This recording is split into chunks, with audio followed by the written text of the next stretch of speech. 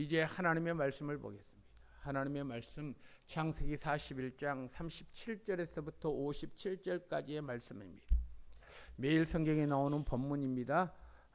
주일날 보는 우리가 하나님의 말씀 창세기 41장 37절에서부터 57절까지의 말씀을 저와 여러분이 한 절씩 교독하고 마지막 57절은 우리가 함께 읽습니다. 37절 말씀입니다. 제가 먼저 읽습니다. 교독합니다. 바로와 그의 모든 신하가 이 일을 좋게 여긴지라.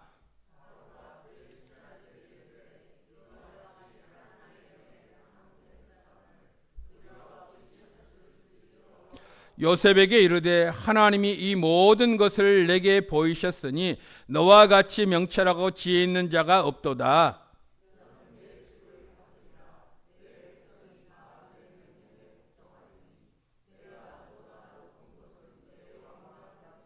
바로가 또 요셉에게 이르되 내가 너를 애굽 온 땅의 총리가 되게 하노라 하고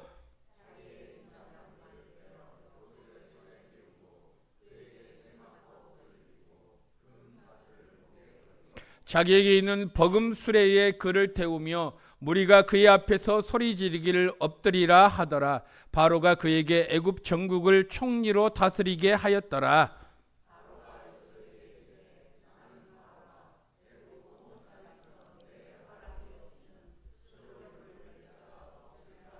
그가 요셉의 이름을 사브나 바네아라 하고 또 온의 제사장 보디발의 딸 아스낫을 그에게 주어 아내로 삼게 하니라. 요셉이 나가 애굽 온 땅을 순찰하니라.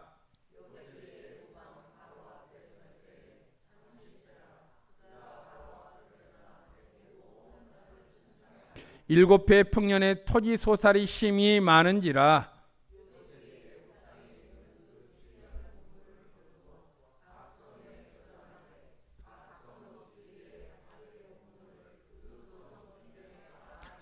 쌓아둔 곡식이 바다 모래같이 심이 많아 세기를 그쳤으니 그 수가 한이 없음이었더라.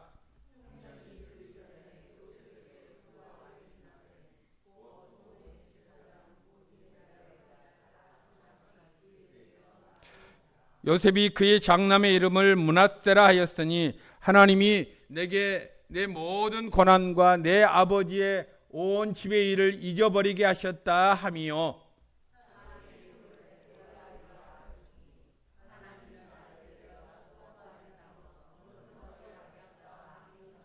애굽 땅에 7해 풍년이 그치고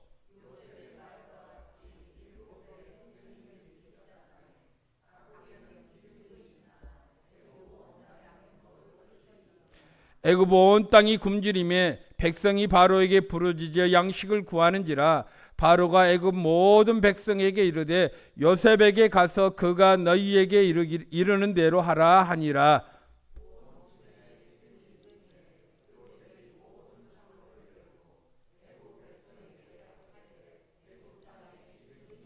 함께 읽습니다. 각국 백성도 양식을 사려고 애굽으로 들어와 요셉에게 이르렀으니 기근이 온 세상에 심함이었더라. 아멘. 여러분, 2026년 올해는 우리 교회 창립 20주년 기념입니다. 창립 20주년에 제가 당차게 시작한 것이 우리 성도들에게 매일매일 가정에서 쉽게 성경을 읽을 수 있는 기회를 허락해 줬으면 좋겠다라는 생각에서 매일 성경을 1년 동안 교회에서 무료로 배부하면서 성경 읽는 것을 권장합니다. 저 자신도 되도록이면 새벽 시간에 주일 낮 예배 시간에 그리고 3일 밤 예배는 3회를 마친 다음에 계속해서 이 매일 성경을 가지고 설교해야 되겠다, 묵상해야 되겠다, 큐티해야 되겠다라는 생각을 갖습니다. 제가 오늘 본문의 내용이 마침 오늘 매일 성경을 통해서 창세기에 나오는 요셉의 삶이었습니다. 그의 삶이 어떠했는가?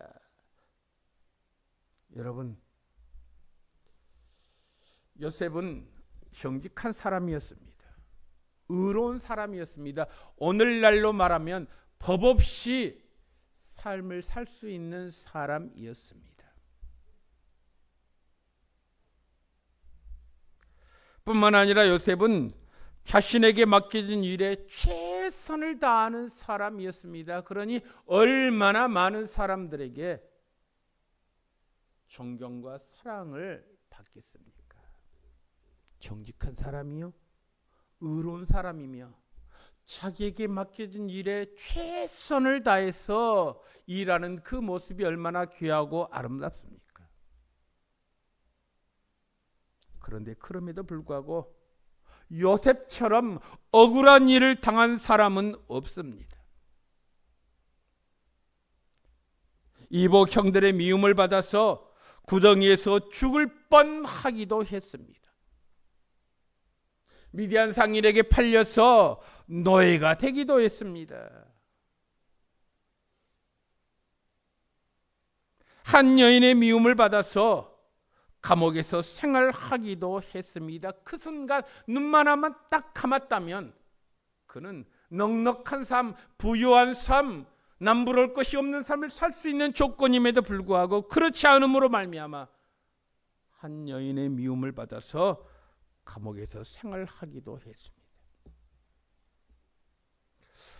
그러나 요셉은 어둡고 고달픈 상황 속에서도 결코 꿈을 잃지 않았습니다.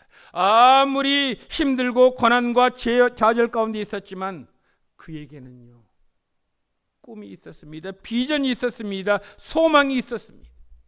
어느 누구도 그의 꿈을 꺾을 수가 없었습니다. 요셉은 하나님을 신뢰하는 믿음의 사람이었습니다. 요셉의 삶을 기록한 창세기 37장 이후를 보면 자주 등장하는 단어가 나옵니다. 하나님이 요셉과 함께 하심으로라는 말입니다. 하나님이 요셉과 함께 하셨다. 그는 어떤 상황 속에서도 하나님을 믿고 하나님을 의지하고 하나님을 신뢰했습니다. 그런데 말입니다. 요셉의 믿음의 절정은 바로 용서에 있었습니다. 그는 자신을 죽이려 했던 형들을 용서하고 사랑했습니다. 얼마나 괘씸합니까? 형들에 의해서 죽을 고비를 몇 번이나 넘겼습니까? 이복 형들을 요셉이 높은 자리에 오르면 얼마든지 손쉽게 해칠 수 있는 그러한 환경과 조건이었습니다. 그럼에도 불구하고 요셉이 높은 자리에 있을 때 형들을 용서하며 사랑했습니다. 요셉이 감옥 속에 있을 때의 일입니다. 요셉은 바로의 꿈 이야기를 들었을 때에 하나님께서 선하신 목적을 이루기 위해서 나에게 주신 꿈이라는 사실을 그는 캐치했습니다. 요셉은 바로의 꿈 이야기를 듣고 확실하게 해석합니다. 그동안 며칠 동안 바로왕은 자신이 꾼 꿈을 해석되지 않아서 얼마나 고민했는지 모릅니다. 얼마나 밤잠을 설쳤는지 모릅니다. 얼마나 괴로웠는지 모릅니다. 그런데 요셉이 그 꿈을 해석함으로 말미암아 번민이 해결되고 애굽의 축복이 올 것이라는 이야기를 듣고 기쁨을 바로왕이 회복하지 않습니까? 저는 이 말씀을 보면서요, 예수 믿는 저와 여러분들은, 그리스도인들은 세상에 기쁨을 주는 사람이다라는 사실을 다시 한번 묵상하게 되었습니다. 번민하고 고민하는 사람들에게 희망과 미래에 대한 소망을 주는 사람이 누굽니까? 가진 자입니까? 높은 자리에 있는 자들입니까? 아닙니다.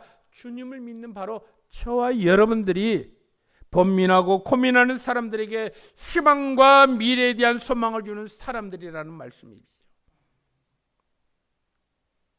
요셉의 해석을 들은 왕과 신하들은 그 해석에 감동을 받습니다. 오늘 보면 37절 말씀 보실래요? 이렇게 기록이 되어 있습니다. 37절, 바로와 그의 모든 신하가 이 일을 좋게 여긴지라. 이 일이 어떤 일입니까? 요셉이 바로왕이 꾼 꿈을 해석하자 그 해석의 말을 듣고 좋게 여겼다라고 하는 사실입니다. 모든 신하가 이 일에 좋게 여긴지라. 여러분, 놀랍게도 한 사람의 반대도 없었습니다. 모든 사람들이 요셉의 말을 듣고 이것이 하나님의 아이디어다, 이것이 하나님의 해석이다 라고 공감합니다. 바로 왕이 요셉의 말대로 정말 정직한 관리를 뽑았습니다. 그리고 흉년을 대비했습니다. 여러분, 이것보다 더 큰 축복이 어디 있습니까? 7년 동안의 풍년을 잘 대비해서 7년의 흉년을 극복할 수 있다는 사실이 왕과 신하들에게 위로와 희망을 준 것 아닙니까? 저는 이 말씀을 묵상하면서요, 여기에서 우리에게 던지는 메시지를 다시 한번 배우게 되었습니다. 진정한 하나님의 사람은 모든 사람들에게 꿈과 희망을 준다는 것입니다. 진정한 하나님의 사람은 절망과 좌절 가운데 있는 사람들에게, 모든 사람들에게 꿈과 희망을 준다는 것입니다. 저는 모든 그리스도인의 본질이 바로 여기에 있다고 생각합니다. 여러분, 저와 여러분들이 세상에 희망을 주지 못한다면 누가 희망을 줄 수 있단 말입니까? 내가 지금 무슨 일을 하느냐가 중요한 것이 아닙니다. 내가 지금 하고 있는 일을 통해서 어떻게 선한 영향력을 끼치느냐가 중요한 것 아니겠습니까? 죽어가는 사람을 살리는 사람, 절망하는 사람들에게 용기를 주는 사람들이 바로 저와 여러분이라는 사실을 우리는 요셉을 통해서 배울 수가 있습니다.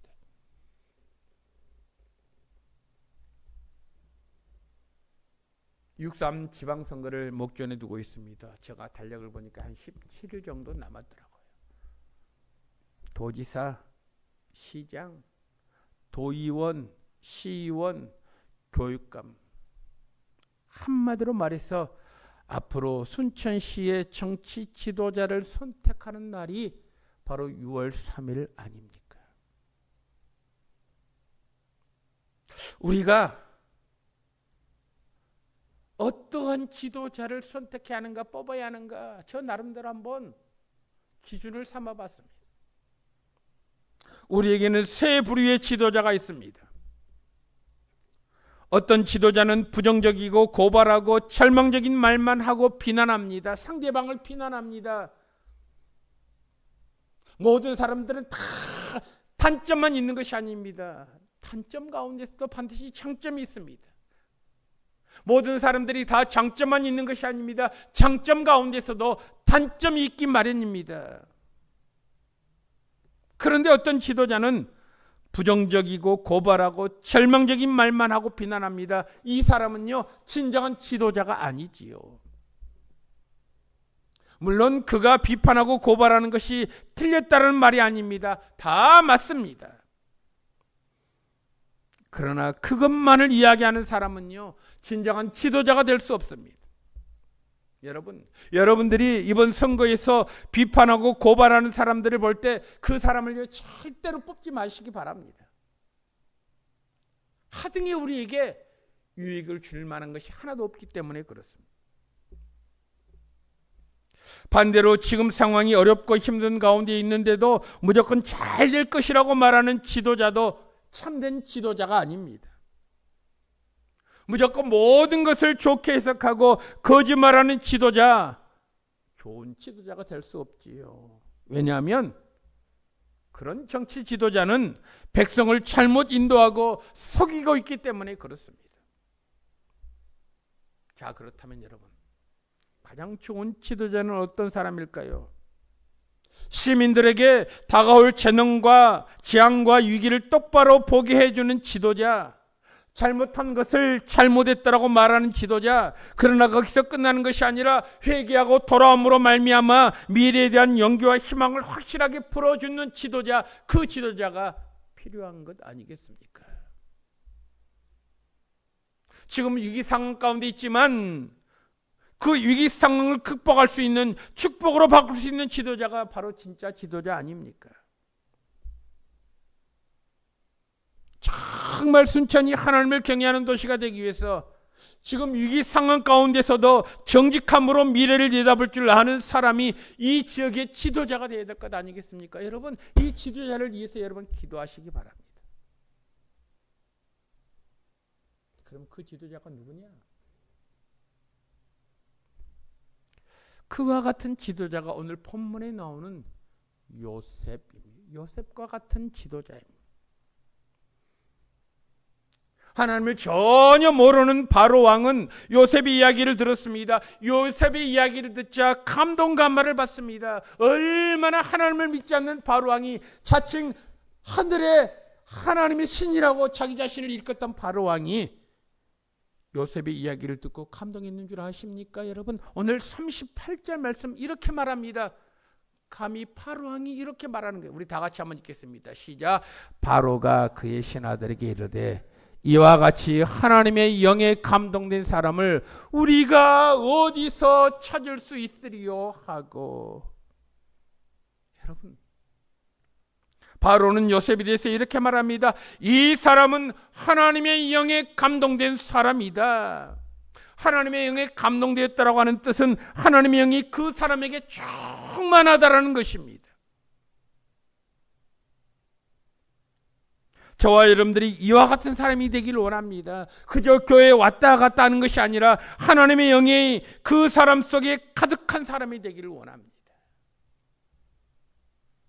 요셉은 어릴 때부터 하나님이 주시는 생각과 꿈을 가지고 있었습니다. 그의 어릴 때의 삶은 비참했습니다. 그가 어릴 때 그의 어머니가 일찍 돌아가셨습니다. 어머니를 일찍 여의고 아버지와 이복 형들 가운데서 살았습니다. 그럼에도 불구하고 그는 하나님과 함께했던 사람입니다. 하나님이 요셉과 함께하는 삶이 요셉에게는 큰 축복이었습니다.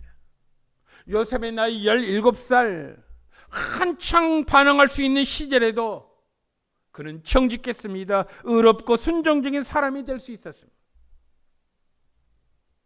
여러분, 요셉이 17살의 꿈을 꾸었습니다. 그리고 30세에 애굽의 총리가 되었습니다.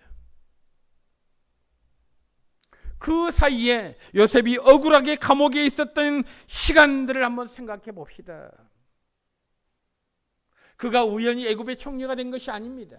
많은 고난이 있었습니다. 많은 아픔이 있었습니다. 많은 절망이 있었습니다. 요셉이 있던 감옥에 술 맡은 간원장과 떡 굽는 간원장이 들어왔습니다. 떡 굽는 간원장은 모사꾼입니다. 술 맡은 간원장은 억울하게 누명 쓰고 온 사람입니다. 그런데 이 두 사람이 꿈을 꾸었습니다. 요셉은 그 꿈을 즉각 해석했습니다. 요셉이 바로의 꿈 이야기를 들었을 때도 마찬가지입니다. 바로의 이야기를 들었을 때에 그의 꿈을 곧바로 해석해 준 사람이 바로 요셉입니다. 오늘 보면 39절 40절 말씀 보십시오. 이렇게 기록이 되어 있습니다. 바로 왕이 요셉에게 말합니다. 하나님이 이 모든 것을 내게 보이셨으니 너와 같이 명철하고 지혜 있는 자가 없도다. 40절 너는 내 집을 다스리라. 내 백성이 다 내 명령에 복종하리니 내가 너보다 높은 것은 내 왕자뿐이다. 그렇게 이야기합니다. 여러분, 바로는 요셉에게 내가 나의 꿈을 명쾌하게 해석하고 앞으로 일어날 일에 대해서 대안을 제시하여 온 백성에게 희망을 준 것은 하나님이다 라고 지금 바로가 고백하지 않습니까? 누구에게? 요셉에게. 그러면서 바로 왕은 너와 같은 명철하고 지혜 있는 자가 없다. 애굽 땅을 다스리는 총리가 되게 해주겠다라고 지금 제안하지 않습니까?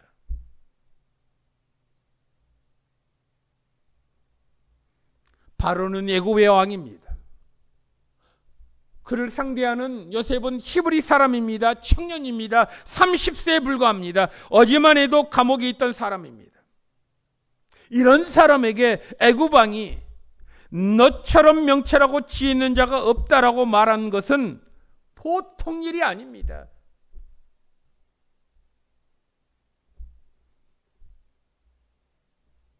여러분, 저는 이 말씀을 묵상하면서요, 하나님이 오늘 우리에게 요셉에 대한 말씀을 주신 이유는 저와 여러분들에게도 희망이 있다라는 것입니다. 저와 여러분들에게도 기대감이 있기 때문에 그런 것 아니겠습니까? 우리는 지금 어려운 환경 속에서 살지만 그 환경을 뛰어넘는 하나님을 바라보아야 합니다. 이것이 우리가 가져야 할 믿음입니다. 전 상황만 바라보는 것이 아닙니다. 어려운 상황 가운데서도 내일을 바라보는 것입니다. 미래를 바라보는 것입니다.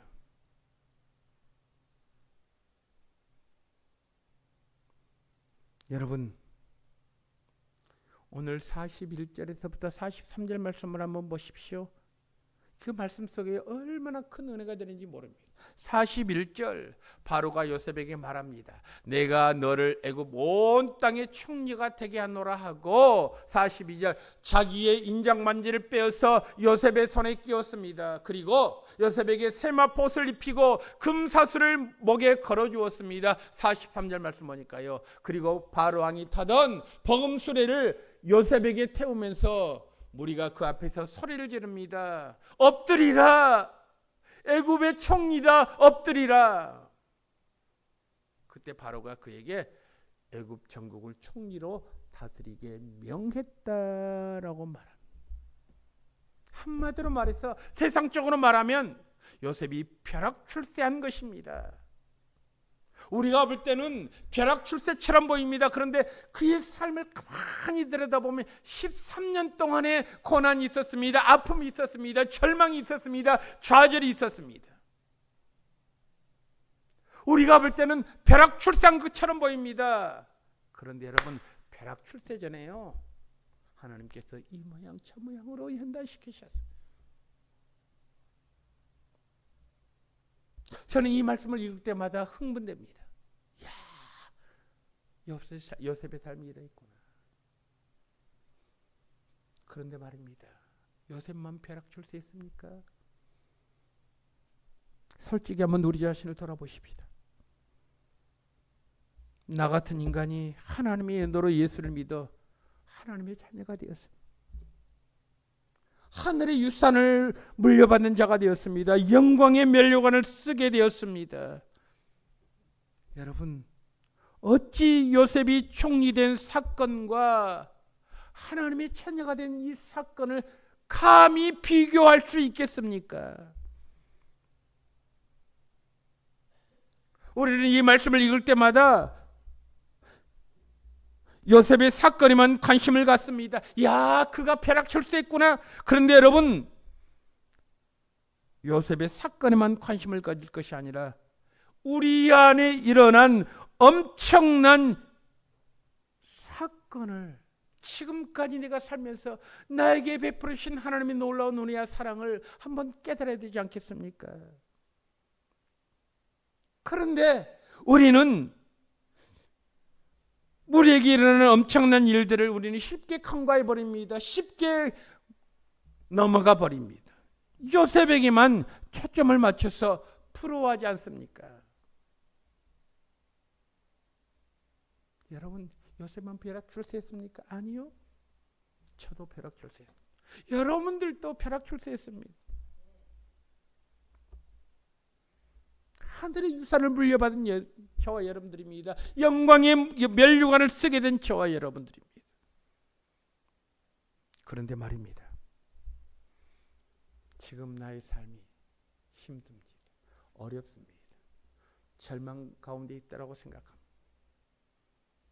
그럴 때마다 우리는 이렇게 탄식하지 않습니까? 찬송가 363장 보니까요, 내가 깊은 곳에서 주를 불러 아뢰니 주여 나의 간구를 들어주심 바라고 보좌 앞에 나가니 주님 은혜 내려 주소서. 내가 깊은 곳에서 주를 아련다. 그런데 여러분 1절만 하십니까? 4절에는요 이와 같이 놀라운 은혜가 담겨 있습니다. 주의 크신 은혜와 그의 능력 바라라. 주의 깊은 은총에 우리 구원이 있으니 변함없는 주님만 믿고 기다릴지라. 변함없는 주님이십니다. 여러분, 우리는 지금 이 순간 변함없으신 주님만 믿고 기다리는 복된 성도들 되기를 원합니다. 요셉이 벼락 줄 수 있다 거기에만 초점 맞춘 것이 아니라 하나님 지금 이 순간에도 변함없는 주님의 사랑을 내가 기뻐하며 감격할 수 있는 은혜를 더하여 주옵소서. 어쩌면 창세기 41장 말씀은요 요셉의 이야기인 것처럼 보이지만 요셉의 이야기뿐만 아니라 나의 삶의 이야기이기도 합니다. 여러분들의 삶의 이야기이기도 합니다.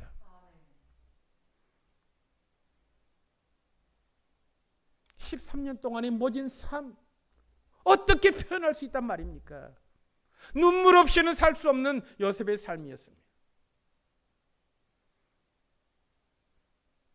그런데요 하나님의 은혜로 그가 높은 관직에 오르게 되었습니다. 여러분 44절 45절 말씀 보십시오. 이렇게 기록이 됐습니다. 우리 다 같이 한번 44절 45절 한번 읽겠습니다. 시작.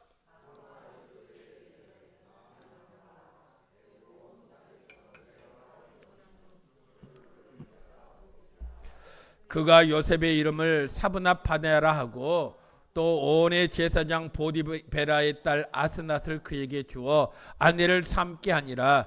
요셉이 나가 애굽 온 땅을 순찰하니라. 한마디로 말해서 요셉은요 권력과 복된 가정을 얻었습니다.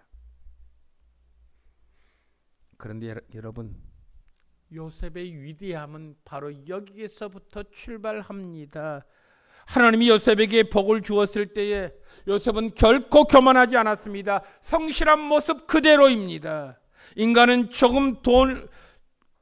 돈이 조금만 더 있어도 지위가 조금만 더 올라가도 목이 고다집니다. 높은 데 있다가 한 등급 지위만 내려가도 코가 석자나 빠집니다. 그런데 요셉은 흔들리지 않았습니다. 그가 복을 받고 있을 때에도 하나님에 대한 그의 태도는 하나도 변하지 않았습니다. 46절에서부터 49절을 보면 요셉이 꿈을 해석한 대로 7년 대풍년이 왔습니다. 대풍년이 왔을 때 요셉은 자기의 직무 수행을 최선을 다했습니다. 요셉은 성실하게 창고를 짓고 준비를 했습니다. 국민들에게 많이 벌었으니 세금 20%를 더 거두어 드렸습니다. 왜 그랬습니까? 자기 사리 사욕을 채우기 위해서입니까? 아닙니다. 하나님께서 주신 명령을 따르기 위해서입니다. 어떤 명령입니까? 7년이 지난 다음에 7년의 기근이 있을 것이라고 하나님께서 말씀하셨습니다. 이 20%의 5분의 1의 세금을 어떻게 했습니까? 기근을 준비한 것입니다. 이렇게 성실하고 권력을 남용하지 않고 자신에게 주어진 일을 끝까지 충실하게 준비했던 사람이 누구였느냐? 바로 요셉이라고 하는 사실입니다. 어느 누가 이런 얘기를 했더라고. 한번 잘 적어보시기 바랍니다. 위기는 준비해야 할 때에 준비하지 않았기 때문에 일어난 것이다. 위기는 우리가 준비해야 할 때에 준비하지 않았기 때문에 일어난다. 그렇게 말하더라고요. 요셉은 그가 죽을 때까지 교만하거나 방심하지 않았습니다. 그의 태도는 한 번도 변하지 않았습니다. 하나님의 사랑하시는 성도 여러분, 저가 좀 더 과격한 이야기를 할까요?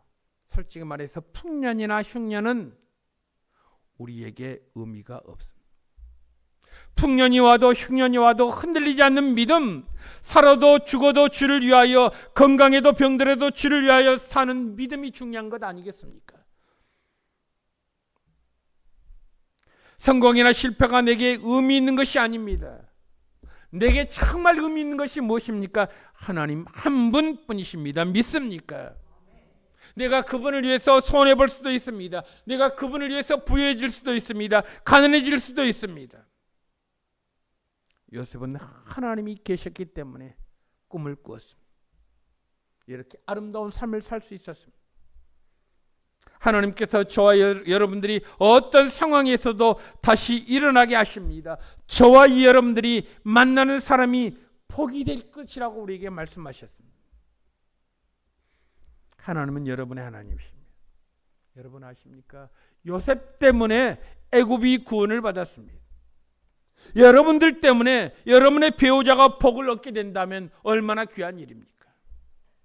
여러분들 때문에 여러분들의 자녀와 이 나라가 복을 얻게 된다면 얼마나 귀한 것입니까? 여러분들 때문에 순천과 광양이 복을 얻게 된다면 얼마나 귀한 것입니까? 요셉, 그 한 사람 때문에 애굽이 구원을 얻었습니다. 그러나 우리는 요셉이 구원받은 것에만 관심을 갖지 마십시다. 그가 복 받기 전에, 하나님께로부터 놀라운 은혜를 받기 전에 우리가 미처 깨닫지 못했던 13년 동안의 고난의 아픔이 있었습니다. 절망의 순간이 있었습니다.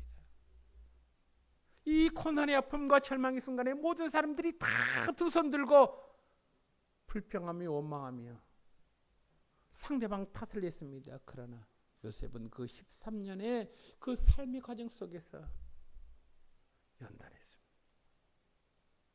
그래서 13년 지난 다음에 벼락 출세한 것 같지만 벼락 출세는요, 갑자기 일어나는 것이 아닙니다. 그 밑에 13년 동안 깔고 닦았던 그러한 믿음의 역량들이요, 드러난 것 아니겠습니까?